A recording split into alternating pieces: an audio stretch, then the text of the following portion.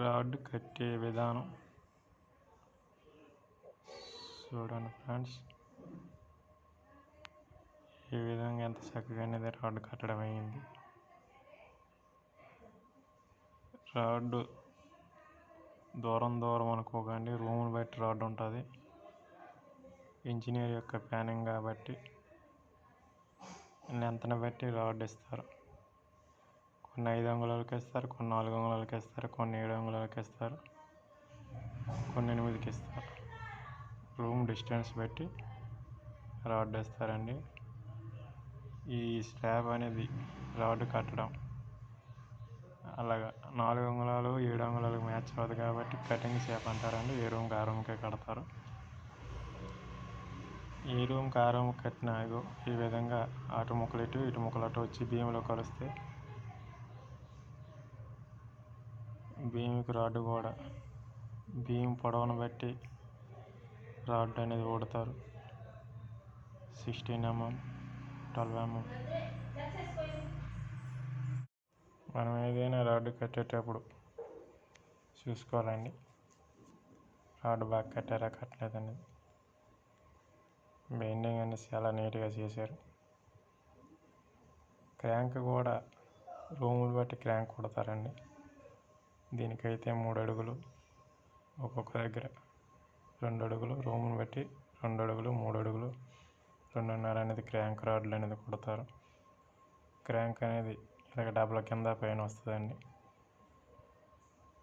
Room సెంటర్లో single మ్యాటే కాబట్టి ఈ క్రాంక్ నుంచి వెళ్ళేది సింగిల్ అవుతుంది. ఈ రూమ్ బాత్రూమ్ కాబట్టి మనకి 7 అంగుళాలకు ఒక రాడ్ అనేది కట్టడం అయ్యింది. ఈ రూమ్ పొడవు ఎక్కువ కాబట్టి ఈ టేర్ కేస్ అండి, టేర్ కేస్ దగ్గర డబల్ మ్యాట్ కట్టారు.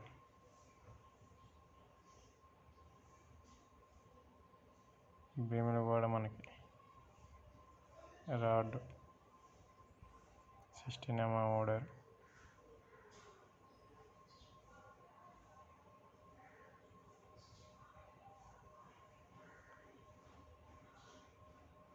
రాడ్ కట్టే విధానం ఈ విధంగా ఉంటుంది కాబట్టి చూడండి, స్ట్రైట్గా ఎక్కడ మనకి వంకుటంకులు అనేది లేదు, స్ట్రైట్గా అనేది కట్టారు. చాలా నీట్గా ఉంది.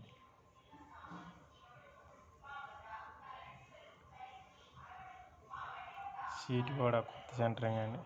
దాని మీద మనకి రాడ్ కట్టడం నీట్. మనకి బాల్కనీ అనేది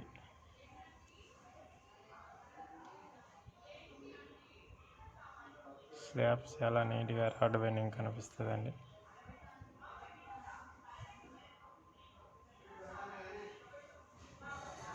ఈ రాడ్ బెండింగ్ చూసి మీరు ఇల్లు ఒకవేళ కట్టించుకున్న వాళ్ళు ఉంటే చూడండి, ఏ విధంగా మనకి రాడ్ బెండింగ్ అయ్యి ఉన్నది. ఎంత పొడవు బీమ్ మీద కూడా ఎంత స్ట్రైట్గా సెంటరింగ్ అయితే ఉంది. బీమ్ రాడ్ కూడా కవర్ బ్యాగులు పెట్టలేదండి. కవర్ బ్యాగులు సెంటరింగ్కి తగలకంట అనేది రాడ్ కవర్ బ్యాగులు పెట్టాలి బీములకైనా.